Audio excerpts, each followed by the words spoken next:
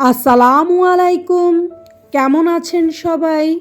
এশা kitchen ওয়ার্ল্ডের আরেকটি নতুন রেসিপিতে আপনাদের সবাইকে স্বাগত জানাই।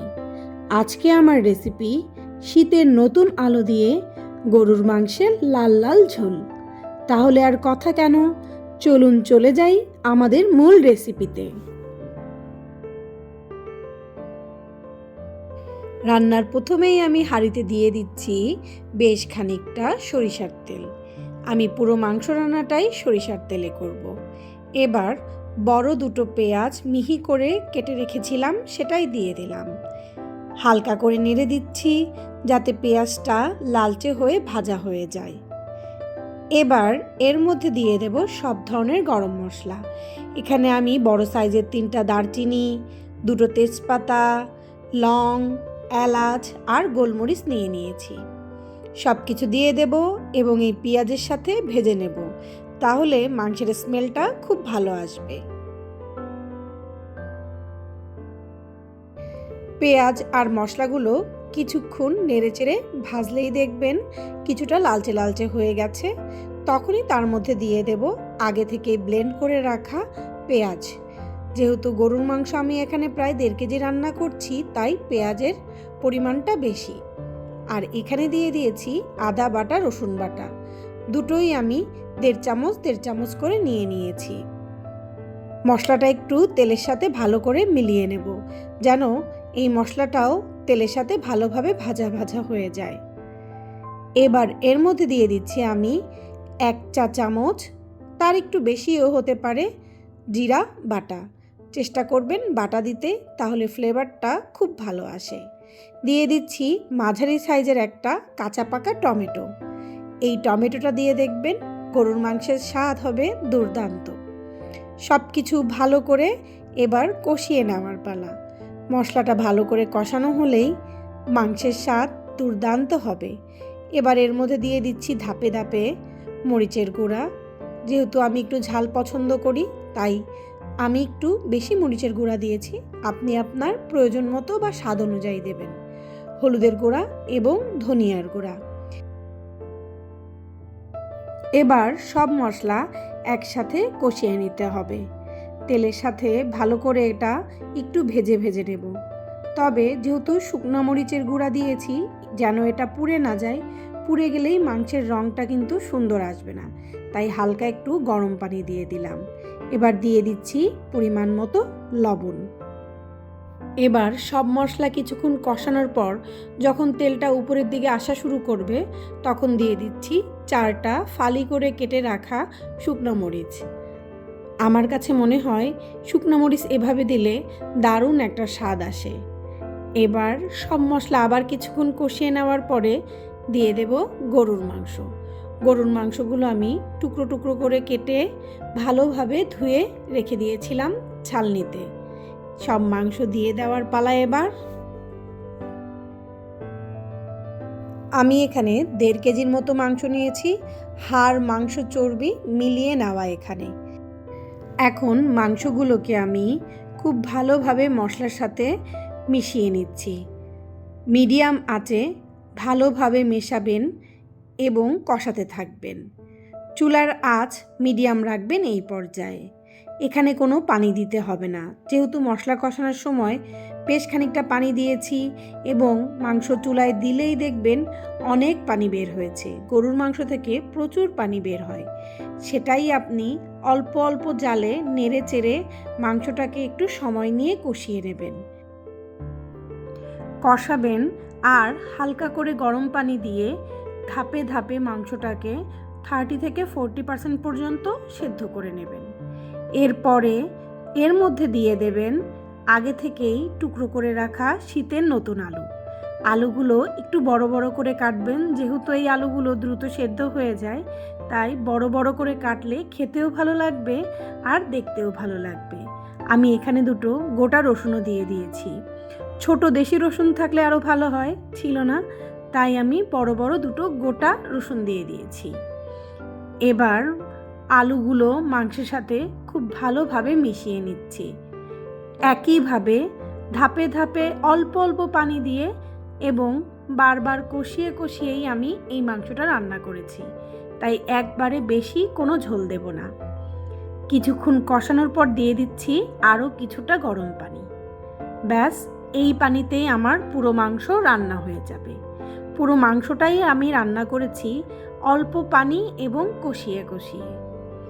এবার ঢেকে দেব 15 থেকে 20 মিনিটের জন্য। ঢাকনা খুললেই দেখতে পারবেন আপনার মাংস হয়ে এসেছে। ধরলেই বোঝা যাবে যে মাংস নরম হয়ে গেছে। কষিয়ে কষিয়ে রান্না করার মাংসের স্বাদ চুলার মাংসের স্বাদের একদম সমান। চুলায় গরুর মাংস রান্না করলে দুর্দান্ত স্বাদ হয়। এইভাবে যদি আপনি রান্না করেন তাহলে কিন্তু গ্যাসের চুলাতেও আপনার গরুর মাংসের স্বাদ হবে চুলায় রান্না করা গরুর মাংসের মতো। দিয়ে দিলাম কতগুলো গোটা কাঁচামরিচ এবং ভাজা জিরের গুঁড়া। ব্যাস, আমার রান্না কমপ্লিট। এখন হালকা আঁচে ঢেকে 5 থেকে 6 মিনিট রেখে দেব। তাহলে মাংসটা খুব ভালোভাবে নরম হয়ে যাবে এবং ভাজা জিরের গুঁড়ো পুরো মাংসের মধ্যে ঢুকে যাবে। তখন মাংস খেতে আরও ভালো লাগবে। আমার মাংসের রঙটা কি দারুণ এসেছে, দেখেই বুঝতে পারছেন। এভাবে কষিয়ে গরম পানি দিয়ে রান্না করে দেখবেন ধাপে ধাপে, আপনার গরুর মাংসও খেতে হবে দুর্দান্ত। আশা করি আজকে নতুন আলু দিয়ে গরুর মাংসের ঝোল রেসিপিটা আপনাদের কাছে ভালো লেগেছে। ভালো লেগে থাকলে অবশ্যই একটা লাইক, কমেন্ট এবং শেয়ার করবেন। আজকে তাহলে এখান থেকেই বিদায় নিচ্ছি। দেখা হবে নতুন কোনো রেসিপিতে। আল্লাহ হাফেজ।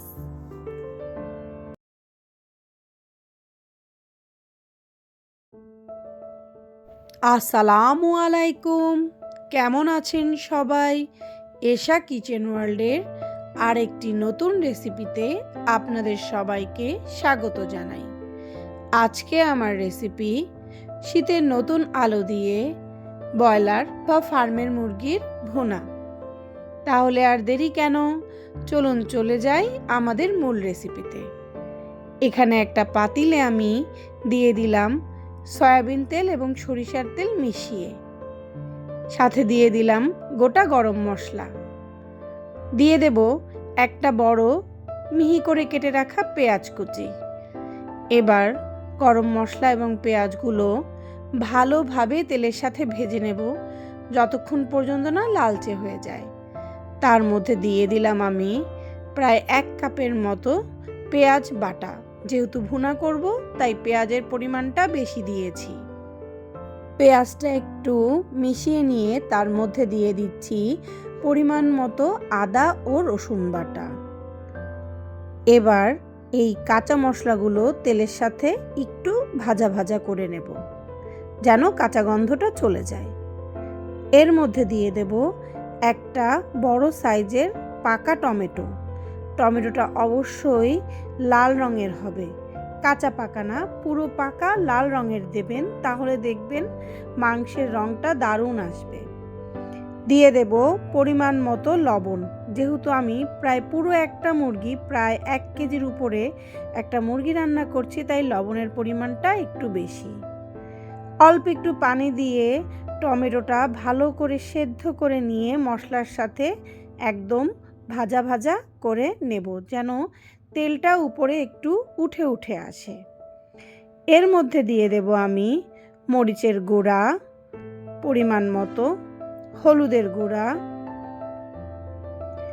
দিয়ে দেব অল্প একটু বা 1/2 চা চামচ ধনিয়ার গুঁড়া এবং প্রায় 1 চা চামচ জিরা গুঁড়া। এবার সব গুঁড়া মশলাগুলো মশলার সাথে ভালো করে মিলিয়ে জোর আঁচে সুন্দরভাবে ভুনা করে নেব যেন টমেটোগুলো সুন্দরভাবে সেদ্ধ হয়ে মশলার সাথে একদম মিশে যায় এবং উপরে তেলচে তেলচে ভাবটা উঠে আসে। এখন আগে থেকে কেটে ধুয়ে রাখা মুরগির মাংসগুলো মশলার মধ্যে সব দিয়ে দেব। আমি এখানে প্রায় 1 কেজির উপরে একটা মুরগি নিয়েছি, পুরোটাই ফ্যামিলি সাইজে কেটে নিয়েছি। অবশ্যই ব্রয়লার মুরগি বা ফার্মের মুরগি মাঝারি থেকে হাই আঁচে রান্না করবেন, কখনোই অল্প আঁচে রান্না করবেন না, তাহলে মুরগির মাংসগুলো বেশি নরম হয়ে ভেঙে ভেঙে যাবে, তখন খেতে একটুও ভালো লাগবে না। মাংসটা সেদ্ধ হবে কিন্তু একদম প্যাচপ্যাচে নরম হয়ে যাবে না, তাহলে দেখবেন ফার্মের মুরগি খেতেও কিন্তু অসাধারণ স্বাদ লাগে। যারা ফার্মের মুরগি খেতে চান না তারা এভাবে রান্না করে একবার খেয়ে দেখবেন, আশা করি অবশ্যই ভালো লাগবে। কিছুক্ষণ কষানোর পরই মাংস থেকে বেশ খানিকটা পানি ছেড়ে দেবে। মাঝারি টু উচ্চ আঁচে এই পানিটা মাংসের সাথে ভালোভাবে মিশিয়ে নেড়ে নেড়ে মাংসটাকে 40% পর্যন্ত সেদ্ধ করে নেব। তার মধ্যে দিয়ে দিলাম 2টো শুকনো কাঁচামরিচ ভেঙে। এটা একটা স্বাদের ডিফারেন্স আনবে, ঝালের থেকে বেশি ঘ্রাণে ভালো লাগবে বলেই এই মরিচটা দেওয়া। সুন্দরভাবে নেড়ে নেড়ে মাংসটা না ঢেকেই কষিয়ে নিতে হবে। মাংসটা যখন 50% পর্যন্ত সিদ্ধ হয়ে যাবে তখন এর মধ্যে দিয়ে দেব শীতের নতুন আলু, খুব সুন্দর করে কেটে এবং ধুয়ে রেখেছিলাম আগে। একটু বড় বড় করে কাটবেন, কারণ শীতের আলুগুলো দ্রুতই সেদ্ধ হয়ে যায়। এবার আলুগুলো মাংসের সাথে ভালো করে নেড়ে মিশিয়ে নেব এবং আরও 2 থেকে 3 মিনিট ভালোভাবে কষাবো। তারপরে দিয়ে দেব এর মধ্যে গরম পানি পরিমাণ মতো। পানিটা একটু বুঝে দেবেন, কারণ কষিয়েই আমরা মাংসটা 60 থেকে 70% পর্যন্ত সেদ্ধ করে নিয়েছি। এখন জাস্ট নরম হতে যেটুকু লাগে আর কি। পরিমাণ মতো পানি দিয়ে ভালোভাবে মশলার সাথে মিশিয়ে দিয়ে সুন্দর করে ঢেকে দিয়ে দেবেন।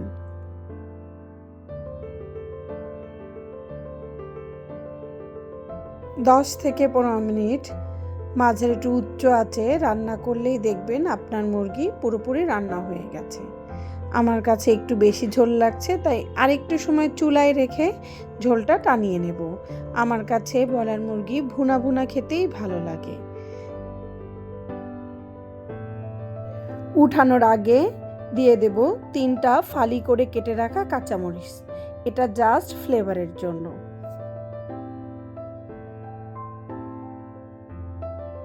আমার রান্না একদম কমপ্লিট। আশা করি আপনাদের কাছে আজকে রেসিপিটা ভালো লেগেছে। ভালো লাগলে অবশ্যই একটা লাইক, কমেন্ট এবং ফ্রেন্ডস অ্যান্ড ফ্যামিলির সাথে রেসিপিটা শেয়ার করতে ভুলবেন না। এই সহজ পদ্ধতিতে রান্না করলেও দেখবেন ব্রয়লার মুরগি খেতেও হয়েছে দুর্দান্ত। দিয়ে দিলাম অল্প একটু ভাজা জিরার গুঁড়া। এটা দিলে মুরগির ঘ্রাণটা দুর্দান্ত আসে।